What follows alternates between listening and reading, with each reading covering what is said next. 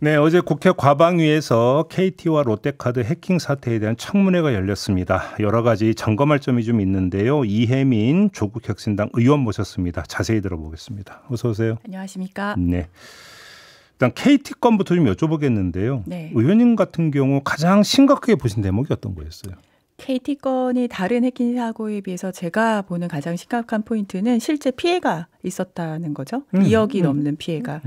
그 저변에는 뭐가 있을까 보면은 기업에서 생각을 하고 있었던 보안 인식 수준이 굉장히 낮았다라고 말씀을 드리고 싶고요. 어제 청문회에서 아마 보신 분들은 아셨겠지만 펜토셀이라는 초소형 기지국을 관리를 얼마나 KT가 못했는가, 그리고 사고가 터진 이후에 KT 대표가 보여주는 어떤 자세를 봤을 때, 이 사람들은 국가 기간통신망 사업자로서 자격이 있을까 싶을 정도로 보안 인식 수준은 낮았고, 그로 인해서 펜토셀 관련된 운영은 미비했고, 그리고 사고가 터진 이후에 대응 또한 굉장히 미비했다. 이렇게 일단 그러면 펜토셀이라고 요만한 어떤 그 소형 기지국. 소형 기지국이죠. 그 관리를 어떻게 했길래 그런 말씀하시는 거예요? 그러면 저는 펜토셀을 도대체 여기가 왜 썼을까? 그거부터 사실 이해가 돼야 관리 문제까지 짚을 수 있을 것 같은데, 저는 전 국민이 지금 펜토셀을 공부를 해야 될 이 상황이 좀 공부 안 하고 슬픕니다. 싶어요. 안 하고 싶어요. 네. 펜토셀을 우리가 핸드폰을 사용을 하게 되면은 기지국 이라 불리는 곳에 신호가 물리게 됩니다. 그러면 그 기지국은 KT의 코어망하고 또 연결이 되게 되죠. 그러면서 통신이 가능해지는데 이동통신사에서 전국의 기지국을 까는 이유는 뭐냐면은, 혹시 예전에 광고 기억하실지 모르겠는데 저기 그 제주도 남단에서 여기 짜장면 한 그릇이요 했었던 기억을 하시죠? 그거는 뭐냐면은 이동통신사는 그 신호의 커버리지를 최대한 늘리기 위해서 기지국을 세웁니다. 그런데 그걸로 100% 커버는 어차피 안 되거든요. 뭐 실내도 그렇고 신호가 약해지거나 신호가 닿지 못했었던 영역들이 있잖아요. 그 거기를 초소형 기지국을 둬서 커버를 촘촘하게 하게 되는데 KT 같은 경우는 SKT나 LG U+ 대비 굉장히 많았어요. 펜토셀 수가 유난히 많았고, 그 과정에서 다른 이동통신사들은 그런 초소형 기지국들이 하지만 코어망에 이제는 엮여서 여러 가지 기능들을 수행을 하게 되니까 거기에 대한 관리를 그게 이제 코어망에 붙을 때마다 인증을 한다던가 이렇게 관리 체계가 있었었는데, KT 같은 경우는 한 번 붙으면 그 다음에 관리를 안 했어요. 그래서 계속해서 붙을 수가 있었던 것이고, 지금 어제 제가 청문회에서 물어봤을 때 가장 언제부터 펜토셀 도입을 했어요? 했더니 2014년부터. 지금 가지고 관리 중인 가장 오래된 펜토셀은 언제예요? 라고 물어봤어요. 2016년. 10년 됐네요. 그럼 벌써 2014년에서 2015년 사이에 2년 동안의 펜토셀이 전혀 관리가 되고 있지 않습니다. 그렇다면은 KT라는 그렇게 큰 회사에서 관리를 하고 있는 초소형 기지국의 리스트를 쫙 봤을 때, 이번에 피해 사고 나고 나서 거기에 대해서 관리를 열심히 하겠습니다라고 얘기를 했어요. 그런데 이번에 문제가 된 것은 그 바깥에 관리가 되고 있지 아니하던 곳들에서 일어났거든요. 이런 것들은 여기서부터는 뭐 수사가 진행이 되고 조사가 진행이 되고 있는 영역이라서 추측의 영역이긴 한데, 아주 높은 가능성으로 예전에 붙었던, 하지만 코어망에 한번 붙었던, 하지만 지금은 KT에서 전혀 관리를 하고 있지 아니한 그러한 곳이 불법으로 사용이 되어서 그런 중간에 곳이 많이 있습니까? 지금 이번에 사용된 건, 지금까지 발견된 것은 네 곳의 펜토셀에서 이슈가 생겼는데요. 아까 말씀드렸듯이 2014년, 2015년 때 있었던 건 관리가 아예 안 되고요. 몇 대인지도 모르고요. 몇 대인지도 몰라요? 지난 5년간 미회수 된 펜토셀 개수는 3,000대. 그래서 저는 어제도 청문회에서 이렇게 관리가 안 되고 있는 펜토셀들은 잠정적으로 다 불법 femtosel이 될 수가 있거든요. 그래서 그럼 네. 그걸 앞으로 이렇게 관리하겠다라는 뭐 얘기가 나왔을 거 아닙니까? 뭐라고 이렇게 하던가요? 관리하겠다라는 것은 그들이 가지고 있는 리스트 안에서 오래된 것이 새로 붙겠다고 할 때 더 이상 허가를 이제 인증을 해주지 않는 것으로 하겠다. 이렇게 이제 여러 가지 관리 체제를 얘기를 했는데 그럼에도 불구하고 그것은 그들이 가지고 있는 리스트 안에서의 관리예요. 그래요? 네. 왜 제가 여쭤봤냐면 언제 어디서 또 비슷한 사건이 터질 수 있는 거잖아요. 그 예측 불가능성. 그 예측 불가능성이 사실 보안에서 가장 위험한 부분인데 그래서 저는 더 무서운 얘기까지 가고 싶어요. 왜냐하면 보안이라는 것은 한번 터지면은 그 피해를 예측하기가 너무 어렵고 특히나 개인정보 유출까지 이어지게 되면은 그게 언제 돌고 돌다가 다른 정보랑 결합이 돼서 또 다른 피해를 일으킬 수 있다. 이것 때문에 최대한 굉장히 이슈가 이제 사고가 터지기 전에 촘촘히 대비를 해야 되는 게 보안 영역인데 KT 같은 경우는 지금 위기관리센터를 포함한 대통령실 이전이나 아니면은 유사 재난 시 사용될 국가통신지도 부분, 국가지도통신망 같은 것을 다 담당을 하고 있어요. 그렇다면은 사실 저는 KT가 보안의 수준이 요 정도라고 한다면은 이것은 국가 위협으로 이어질 수 있는 영역이다. 이렇게 판단을 합니다. 조금 전 의원님 말씀에 따르면 소일코도 외양간도 못 고칠 수도 있다. 이 말씀으로 연결되는 거죠. 지금 현재는 그렇습니다. 이유는 아까 말씀드렸듯이 딱 요 케이스만 봤을 때 관리 대상이지 아니한 femto셀, 불법 femto셀들이 KT의 관리 영역 바깥에서 돌아다니고 있기 때문이죠. 그러면 하여간 알겠고요. 요거 말고 보안 관리 허점이라든지 문제점이 또 발견된 게 있습니까? 요거 말고 문제된 게 어제 이제는 들으시면서 사람들이 아마 femto셀 문제랑 서버 문제가 갑자기 나와가지고 좀 궁금해하셨을 것 같아요. 서버 문제가 또 조금 다르게 두 가지 주제가 어제 나왔었는데 7월 달에 키사에서 이런 침해 의심 정황이 있어라고 이제 KT에 알립니다. KT에서는 뭐라고 대응을 했냐면은 그렇게 알려오면 조사를 해서 그거를 뭐 조사 의뢰를 하든 이렇게 했어야 되는데 뭐 결론만 놓고 봤을 때는 폐기를 해버려요, 서버를. 그래요? 원인을 찾는 게 아니라? 네.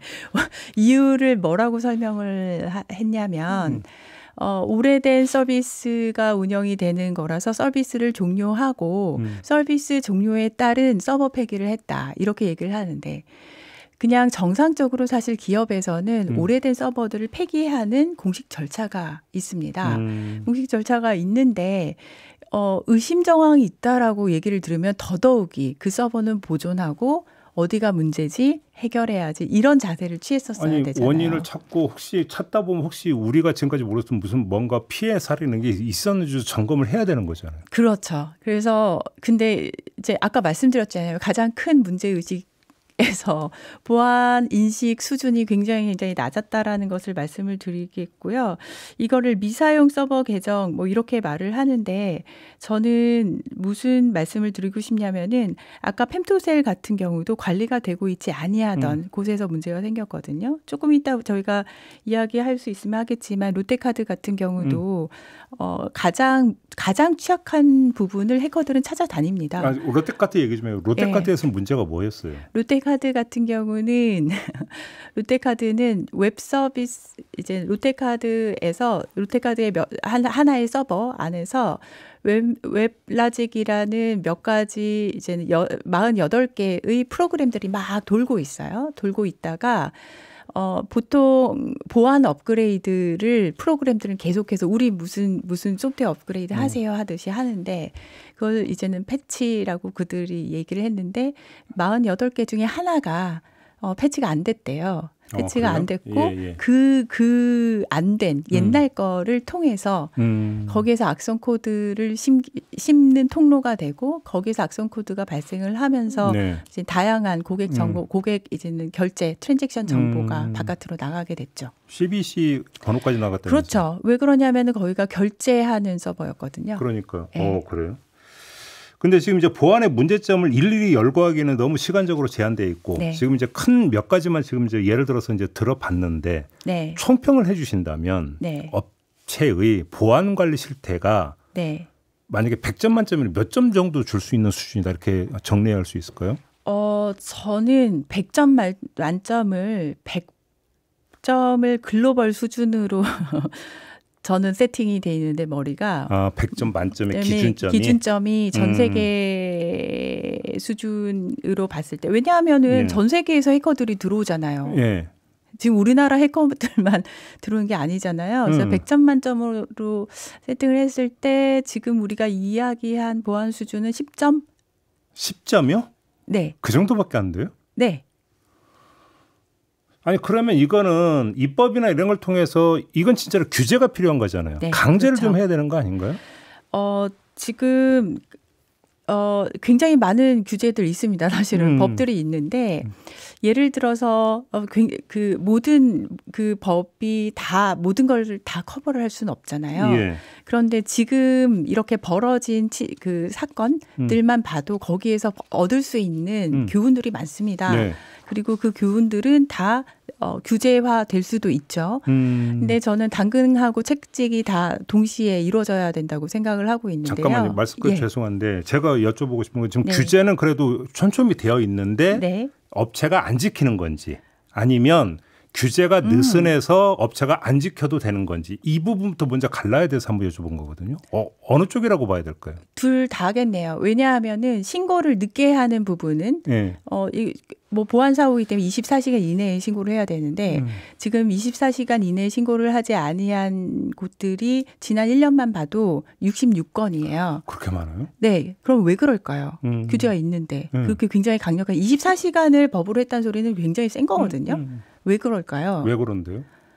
과태료가 처벌 수위가 너무 낮다. 네네 3천만 원이에요. 그렇게 되면은 업체에서 기업에서는 그것도 이제 최대 3천만 원인데 어떤 생각을 하게 되냐면은 차라리 안 하고 말지 그냥 내부적으로 해결하고 말지 쪽으로 가게 돼요. 속칭 이게 싸다. 그렇죠. 이게 싸다. 네 그리고 그걸 신고를 했을 때. 이미지가 저기는 이상한 안 좋은 곳이야라는 이미지가 덮어 씌워지기 때문에 그래서 이게 탈피가 되려면 그러기 때문에 더더욱에 당근하고 채찍을 다 마련을 해야 된다라고 말씀을 드리고 싶고 더더군다나 저는 이번처럼 굉장히 큰 사고가 벌어졌는데 지난번 SKT도 그렇고 이번 KT는 더더욱이 왜냐하면 실제 피해가 보였으니까 이런 것들을 생각을 하면은 저는 징벌적 손해배상을 도입을 아니할 수 없다라고 생각을 합니다. 뭐 의원님이나 네. 과방위 차원이나 네. 국회 차원에서 그거 지금 논의가 좀 되고 있는 게 있습니까? 징벌적 손배는 지난번 SKT에서 제가 제일 먼저 얘기를 했는데 그 다음에 얘기가 많이 나오고 있고요. 예. 저희 당 조국혁신당 입장에서는 그 차규근 의원님이 기재위 쪽에서 징벌적 손해배상을 이미 법을 냈습니다. 저도 공동 발의를 했고요. 그러면은 많은 분들이 저에게 물어봐요. 기업에서 온 사람인데 왜 기업을 죽이는 법을 내냐. 저는 아니라고 얘기를 해요. 왜냐하면은 소비자가 있어야 기업도 삽니다. 그렇죠. 돈을 쓰는 사람이 있어야지 기업도 돈을 벌죠. 그렇죠. 그렇기 때문에 그 소비자가 안전하게 본인들의 서비스를 사용을 할 수 있는 환경을 만들려면 꼭 필요한 제도라고 생각을 하고 자본주의의 끝판왕인 미국 같은 경우에 징벌적 손배가 가장 발달되어 있어요. 거기에 기업이 망했나요? 그 말씀하시니까 지금 소비자 피해 배상 부분은 어떻게 보세요? 지금 KT에서는 뭐 100% 책임지겠습니다. 뭐 이런 식으로 얘기를 하는데요. SKT도 그랬어요. 그 100% 책임지겠습니다. 여기서 책임지겠습니다. 말은 좋은데 그러면은 피해 입증을 누가 하느냐로 그렇죠. 넘어갑니다. 그렇죠. 지금 그 개개인이 그 기업을 로펌 큰데 쓸 거 아니에요. 그리고 인하우스 변호사들도 많을 거고. 어떻게 이겨요? 그런 곳을 대상으로 이길 수 본인의 피해를 입증을 해야 되는 상황인데 그렇기 때문에 저는 지금 기업에서 내놓는 뭐 KT가 100% 책임지겠습니다. 이것은 좀 그냥 수사에 가깝지 않나 생각을 합니다. 하나만 더 여쭤볼게요. 저희가 이 문제와 관련해서 며칠 전에 김승주 교리대 교수하고 인터뷰를 했는데 김승주 교수는 사실은 이 민간 기업보다 정부 전산망이 문제가 더 심각하다. 이걸 제기를 해주셨거든요. 공감하세요? 다 심각한데요. 예.